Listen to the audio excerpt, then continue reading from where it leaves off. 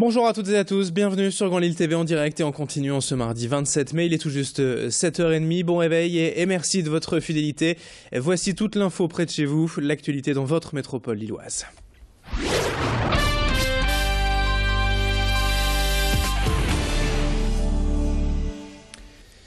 Et on démarre tout de suite cette édition ce matin avec un rendez-vous pour le moins original hier à Annelin.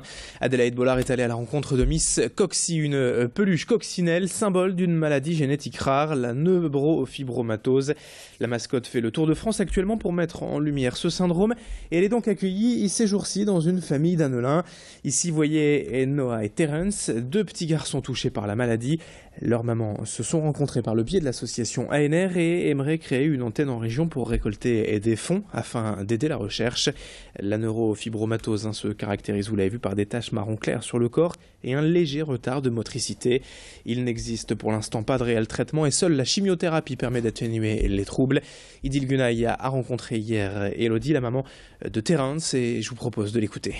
C'est un réconfort, ça permet aussi en ce qui concerne... Ça permet aussi à expliquer à l'école, moi pour ma part, pourquoi Noah est aussi absent, parce que ça lui arrive très souvent de ne pas aller à l'école par rapport à ses rendez-vous. Donc c'est vrai que ça permet aussi d'expliquer aux autres enfants pour quelles raisons il a certains comportements, pour lui aussi avoir un peu plus d'amis, un peu plus de réconfort aussi par rapport à l'école. Autre image en ce mardi matin et à la une de cette édition, une première hier dans la région, une rencontre officielle entre l'archevêque de Lille, Monseigneur Ulrich, et Raymond Ganserlat, le président de l'association bouddhiste du Nord-Pas-de-Calais. L'entretien s'est déroulé au sein de la pagode laotienne de Roubaix. Durant un peu plus d'une heure, les deux responsables religieux ont échangé sur leur foi, la manière de pratiquer, mais aussi l'échange et le partage possible entre les religions. Chacun souhaite d'ailleurs plus de coopération pour œuvrer au rapprochement des communautés afin de bien vivre tous ensemble. Près de 1200 bouddhistes sont recensés aujourd'hui dans la métropole lilloise et ils vont profiter bientôt d'un temple rénové et agrandi. Adélaïde Bollard a suivi cette rencontre religieuse hier et on écoute Monseigneur Ulrich, l'archevêque de Lille.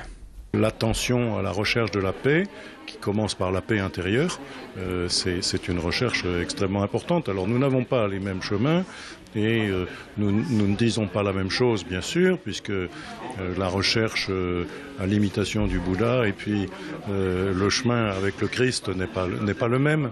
Mais bien sûr que nous savons que nous pouvons nous parler les uns les autres parce que nous sommes à la recherche d'une vie meilleure avec une espérance que nous ne traduisons pas non plus de la même façon, mais une espérance qui est vive.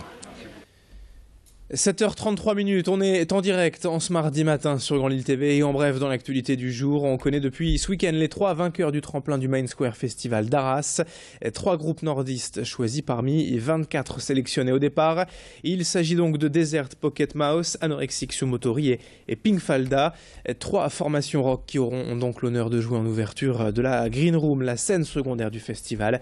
Une mise en lumière exceptionnelle pour ces groupes plutôt habitués aux petites scènes et aux bars de la région. En Belgique, toujours en bref, l'auteur de la tuerie et du musée juif de Bruxelles samedi est toujours en fuite. Sur ces images de vidéosurveillance, on voit le meurtrier, un homme seul portant casquette et lunettes, apparemment très bien préparé, de corpulence moyenne et athlétique. Ce week-end, un premier individu suspect a été arrêté par la police avant d'être relâché hier. La justice belge a qualifié l'attaque d'acte terroriste et a donc changé la juridiction compétente. Mais aucune revendication n'a pour le moment été publiée.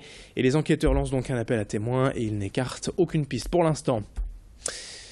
Un anniversaire en images pour terminer ce journal à présent, celui d'une voiture culte pour toute une génération. La célèbre 205 GTI fête ses 30 ans cette année et fait en ce moment un tour de France à la rencontre de ses passionnés.